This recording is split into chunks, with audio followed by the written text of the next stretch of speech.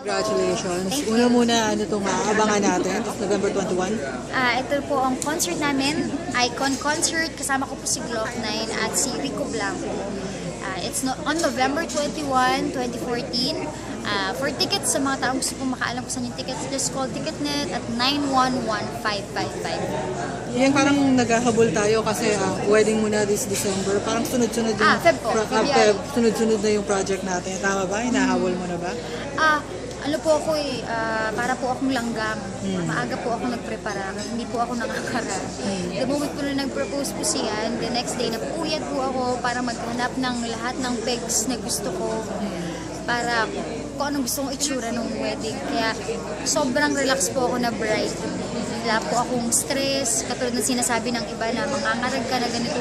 Ako po, hindi po ako mahilig talaga sa details na tao. Pero nai-enjoy ko po talaga yung pagtingin-tingin ng mga kuting-ting para sa wedding. Siguro dahil So, kompleto ng entourage, mga ninang. Yes, ninong, ninang, entourage. Dami yung list ng na meron ka na showbiz or industry. Wala po eh. Ang circle ko po kasi sa talaga po ay mga non-showbiz at mga friends ko pa po before nung high school ako. Siyempre, friends ko po ang mga non-showbiz. Pero definitely po, invited po yung mga kapamilya natin, yung mga kasama, kapatid ko po sa ASAP and sa Star Magic. So wala lang kasama sa Entourage ko po. Mga ano lang po, ang mga kasama ko po yung mga best friend ko, na mga kabanda ko pa dati, mga naging kaibigan ko po from church. So yun po. Yan, will you take a break after the wedding? Siyempre, kailangan may honeymoon. Pero gano'ng kahaba yung break after the wedding? Pina-block off ko lang po talaga yung buong February. Dahil nga po Feb yung wedding ko. Tapos sa loob na rin po nun, after po ng wedding namin, honeymoon na rin po after. Sa Maldives po. Kami sa Maldives. So yun. yayaman. Kasi yung kasi talagang pinangarap ko Gano'ng talaga katagal? yun. Ano lang kami, 1 week lang. Tapos pupunta kami sa States after, no, mag-segue kami kasi meron kaming gusto i-take na short course. Mga 1 week lang yun. Actually, may titake kami short course online, pero punta kami ng States. Tapos may gagawin lang din kami for studies. Tapos balik na kami. Mga 2 weeks lang. Kasi, actually, bukod sa honeymoon, excited po talaga ako sa honeymoon, syempre. Pero, excited din po ako tumira na sa bahay namin. Yung alam mo, yung feel mo talaga na couple na kayo, asawa na kayo. So, na-excite po ako doon. Yang, di ba sa Christian, alam ko sa pagka-Christian, hindi yata pinipigilan kung magkaka-baby or ano kung darating. Kayo ba pinaplano yung baby or hindi mo na? Ano po kami, planned Planned, talaga. yeah. Dahil 8 years po ako sa industry this year. Mm-hmm. Bala ko po sana po isulitin hanggang 10 years bago po ako mag-baby.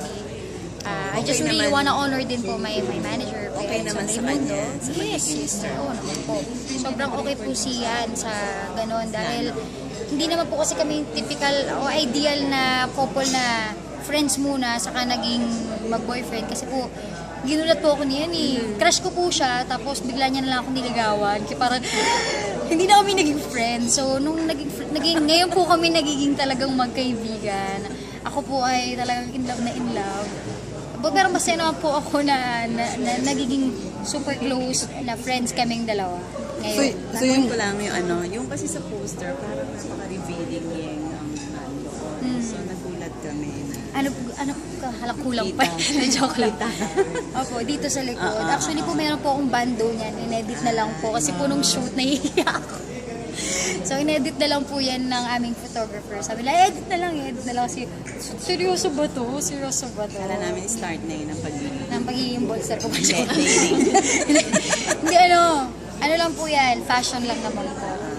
Opo. Ready ka na magka-baby? Ready na po. Gusto ko na po. Kahit Gusto sabi ko mo na naman 2 din na po. years. Pero kailangan lang po talaga lang, hindi naman po pwedeng pa basta-basta. Siyempre, tao po yan eh. Pag iniluwal mo na sa mundo, responsibilidad mo na yan. So, sa 2 years din po namin, bukod sa pagpapalalim ng aming relationship at pag-honor ko sa management para mag 10 years po sa industry, preparation na rin po yun, siyempre, ng magiging buhay ng anak namin. Even now, nagbabasa na po ako ng mga parenting books and blogs. naghahanda ka na. Yung pag, ilang taon siya bago mag-start mag-aral, pag ilang taon bago matuto magbilang Pero dapat. may gusto ka na kung anong kung girl or boy. Girl sana po. Dahil Yung fiancé ko po, 5 sila magkakapatid, lalaki lahat. Lalaki, So, hindi niya naranasan talaga na meron siya silang rin. little princess sa bahay. Gusto niya rin babae. Girl ang gusto talaga. Tinanong ko, laban ang gusto mo muna, baby? Girl, sana girl. Gusto ko ng girl. Kasi wala kaming babae sa bahay. Sarang lahat, kahit yung, kasi pangalawa yan sa panganay. So, lahat tatlong sumunod, inaalaga niya, pero boys, so sobrang maton siya. Siyempre lahat. Hindi niya naranasan yung parang, oh, boy, so, feeling ko gustong gusto niya yun. Ngayon nga may pusa kami, tuwan-tuwa ako siya nag-aalaga. Kasi napulot namin yung pusa namin. Ito yung controversial na Nag-break pusa. out ako. Kasi puwet na puwet ako lagi. Gising ka every 3 hours eh. Kasi wala siyang mama eh. Ano pa lang siya, 2-week-old. Sobrang wala pang ngipin. Mamatay pag pinabayaan mo. So may alarm ako. Every 3 hours gigising ako, papamimim ako. Tapos hindi siya nakakawiwi pag hindi mo in-stimulate yung chan tsaka yung ping-ping niya. So, gaganunin mo ng tissue hanggang sa yun, bumaba na yung kinain niya, tapos makakawiwi. Tapos late na ako makatulog. Tapos nakita niya yan, nag-break out, dami kong pimples. Love, ano na nangyayari sa'yo? Ako na lang mag-aalaga. I think he's gonna be a good dad. Kasi nakita ko, ang taba-taba ng pusa namin ngayon. Yung first 3 days lang na nanibago siya. So, na-hospital yung pusa, na-dehydrate. Nakalimutan yata yung pamimimim. Pero yun, okay na naman po. Hindi na. Tapos ngayon, sobrang taba na ng pusa. Tsaka grabe rin po yun. Isa sa common denominator namin ng fiancé ko, mahilig kami talaga sa hayop. Sobrang mahilig sa hayop. Sa baby, mahilig din kayo. Mahilig po kasi yun nga po yun din po yung ministry na gusto namin eh. Actually, nagsusupport po kami. Ang dalawa po ministry namin, yung isa is yung para po sa mga abused na girls, mga sa human trafficking, yung mga na-rescue po from sexual slavery. Yung isa po, na support namin na nag-meeting na po ako sa Hospicio, alam niyo po ba yun? Sa Maynila, doon po sa May Island. Na support namin, ano rin po yung heart namin sa mga batang walang magulang. Napag-usapan niyo na kung ilang baby gusto niyo. Oo po, napag-usapan na. Lahat yan napag-uusapan. 3. Gusto po namin. Lahat talaga, everything. Talagang kasi gano'n kami pag mag-usap kami, pag-usapan talaga namin lahat. Naninibago nga siya dati kasi sobra akong usap talaga. So, lumabas na rin yung kadaldalan niya. Nalalaman ko na yung gusto niya. So, 3 babies. Sana, girl, boy. Yang, paano kung lumusot? Sakali, talagang ibinigay na at pinagkaloob, okay lang. Wala ka pang 10 Ay, thank you Lord. Sabi nga sa Bible, biglang naging preacher. Biglang naging preacher. Every kid, every baby is a blessing. So, okay yan kung ano man po ang mangyari. Pero, mag-iingat po talaga kami para po sa ating mga plano sa buhay, para sa mga youngsters, mga nag-iiyakan na ngayon. Feeling nila inaabandon ako sila. Hindi yun. Part kayo ng life ko, kahit anong mangyari sa life ko, kasama kayo dyan, nadagdagan lang tayo. Yan kung magka-baby, magtutuloy ka pa rin ba or mag-take ka na kayo? Tutuloy pa rin. Whether kung mahal pa rin ako ng mga tao and they want me to sing pa rin, see me on TV or recording, that's good. Pag hindi na, magiging producer na ako or talent manager, magdi-discover na ako ng mga bagong art, gusto ko na magtayo ng talent management, kakalabanin ko si Kuya Erickson. Di joke lang. Pero pangarap ko din po yun na makatulong din sa mga upcoming artists. Yung so yung mga fans mo nung nalaman na magpapakasal ka, ganun yung reaction niya? May mga umiyak ako.